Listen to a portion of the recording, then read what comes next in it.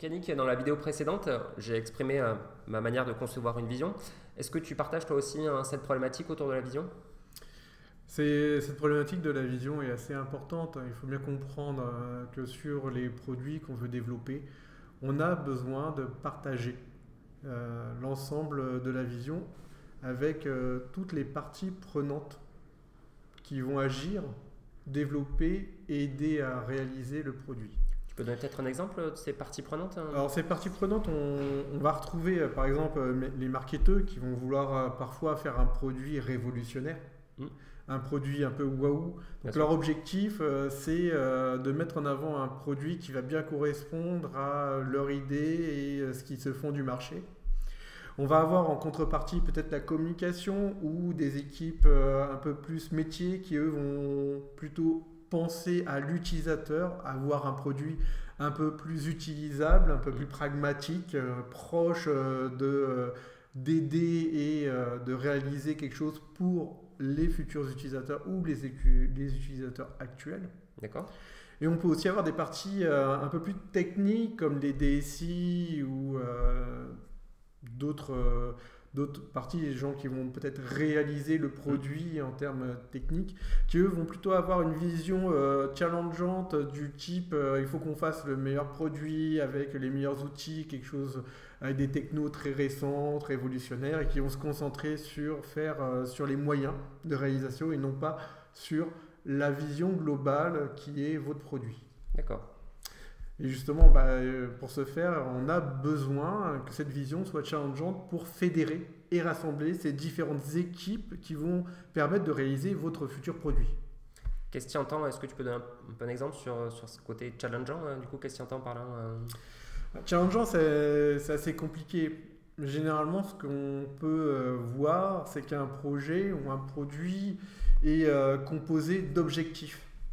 Donc on met des objectifs, pouvoir faire ça pour telle date, avoir le meilleur élément pour produire une vidéo ou des choses comme ça. Bon. Mais tout ça, c'est du travail, c'est des choses que l'on fait. Ça pourrait être motivant, mais ça ne l'est pas. Ça ne l'est pas du tout. Nous, ce qu'on a besoin pour fédérer les gens, pour regrouper les équipes et leur donner un but commun, c'est avoir des challenges et non pas des objectifs. Donc un challenge, c'est pas quelque chose qu'on va pouvoir réaliser ou atteindre.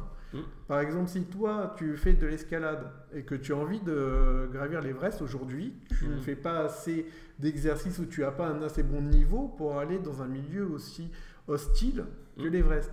Donc il va falloir que tu t'entraînes, que tu progresses dans ta carrière et que tu montes les paliers de difficulté. Donc ça, c'est un challenge. Mais par contre, ce qui va te permettre d'aller jusqu'au bout de tous les monts que tu vas pouvoir entamer, c'est cette vision de « un jour, je ferai l'Everest ». Et ça, c'est vraiment un challenge. Et si un jour tu le fais et tu réalises ce challenge-là, ça sera une perf, une performance. Quand on parle dans le sport, on a fait une perf, c'est-à-dire qu'on a réussi à atteindre un challenge. Voilà. C'est exceptionnel. Donc en fait, l'idée c'est de sortir d'une liste de tâches, de sortir d'une liste d'éléments qui sont à réaliser pour avoir plus quelque chose qui sera marquant et qui va du coup donner l'envie aux équipes d'aller un cran plus loin par rapport à ça. Ouais. Intéressant. Est-ce que si on va plus du coup de manière plus pragmatique, quand tu rencontres ce genre de cas où tu as des équipes qui ont vraiment des objectifs qui peuvent être au début qui paraissent difficilement conciliables, quels sont les types d'outils que toi tu utilises dans ce cas-là? Comment tu arrives à les mettre tous ensemble? Déjà, la plus grosse difficulté, c'est de leur permettre de comprendre qu'ils ont une vision qui n'est pas partagée. Donc, je fais genre un petit exercice assez simple, d'écrire sur un post-it la vision qu'ils ont eux du produit à réaliser, leur propre vision. Et ça permet de déclencher effectivement un petit électrochoc en disant ouais, tiens, dis donc, le résultat, il y a des choses qui se rapprochent, mais il y a quand même beaucoup de divergences, donc on n'a pas tous cette même vision de pourquoi on fait le produit.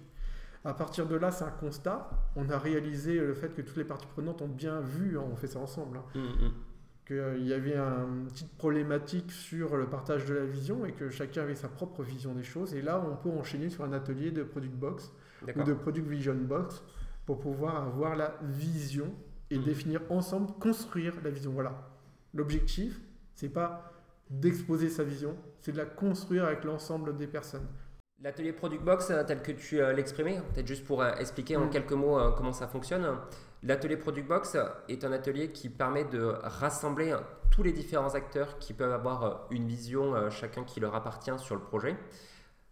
On va les faire travailler en petits groupes, ensemble, en se projetant dans le futur et en s'imaginant que le produit est terminé. On va leur demander de créer une boîte qui contiendrait ce produit-là, comme si notre produit allait être vendu par exemple dans un supermarché. Donc on va leur demander souvent sur la face d'avoir l'élément qui va être un peu le facteur d'achat, la chose qui va donner envie à quelqu'un de prendre cette boîte et de l'acheter. On va avoir sur les côtés, des éléments clés. Sur l'arrière, souvent on va retrouver les éléments qui vont permettre de comprendre comment utiliser le produit d'un point de vue macro. Ce qui est intéressant avec cet outil-là, c'est le fait de travailler en groupe, partager ces visions-là pour en faire une seule boîte qui va contenir du coup différentes visions des acteurs qui vont être présents dans cet atelier. D'accord. Tu le fais de cette manière-là aussi, j'imagine, Yannick? Oui, bien sûr. C'est souvent ce qu'on fait, c'est déjà on essaie d'avoir des groupes, des petits groupes pour pouvoir réaliser ensemble le partage. Donc tout le bénéfice qu'on va avoir à utiliser la Product Box va être dans la capacité des gens de sortir de leur cerveau l'ensemble de leur vision et de les coucher sur le papier, voire d'en discuter, de les partager. Oui. Donc ce qu'il y a d'important, c'est d'extirper, un petit peu à la manière d'Harry Potter, qu'on retire un petit fil du cerveau pour pouvoir ensuite le mettre et le conserver. C'est d'extirper de ce cerveau, de différents cerveaux qu'il y a autour de la table, les choses qu'on aimerait voir se réaliser pour avoir justement une vision globale et ne pas avoir des choses qui vont traîner, qui vont se larder dans des communications, dans des réunions diverses et variées. Donc qu'est-ce qu'on obtient? On obtient l'ensemble des fonctionnalités que chacun veut voir, l'ensemble des éléments challengeants que chacun veut voir, et là commence la communication, c'est-à-dire le fait que tout le monde se met d'accord sur « Ah oui, ça serait bien d'avoir ça. Ouais, mais ça, c'est une vision parcellaire et ça ne convient pas. Pourquoi? Parce que ça. » Et du coup, les personnes se rendent compte que ok, cette partie-là, je suis d'accord, devant tout le monde, je suis d'accord, on la met de côté et puis tant pis. Et c'est ça qui est important dans le partage de la vision, cette création de la vision.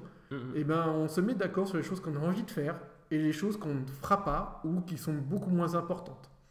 Et c'est là tout le cœur d'un projet ou du produit, tout le cœur de la Product Box, c'est de permettre aux gens, l'ensemble des parties prenantes, de se mettre d'accord sur c'est quoi la vision du produit, qu'est-ce qu'on va en termes de grandes lignes réaliser dans ce projet-là. Je partage tout à fait ton point de vue. Juste un petit point d'attention, des fois certaines personnes butent un peu sur l'aspect en disant on va faire un serious game, on va faire un jeu. Ça peut des fois, on peut avoir quelques petites réticences. En pratique, Yannick, je pense que toi aussi, on l'a vu quand on prépare les gens en leur expliquant vraiment l'objectif attendu. On arrive très vite à faire tomber cette barrière-là. Alors, tout dépend de la culture de l'organisation dans laquelle vous vous trouvez. C'est pas forcément évident. Il y a des gens qui vont être très ouverts, d'autres moins ouverts. Même dans des cultures très ouvertes, il y a toujours des gens qui vont être un peu grognons, un peu c'est un jeu, je veux pas un jeu. Il faut bien comprendre, sur un atelier de Product Box, ça dure à peu près 2 heures.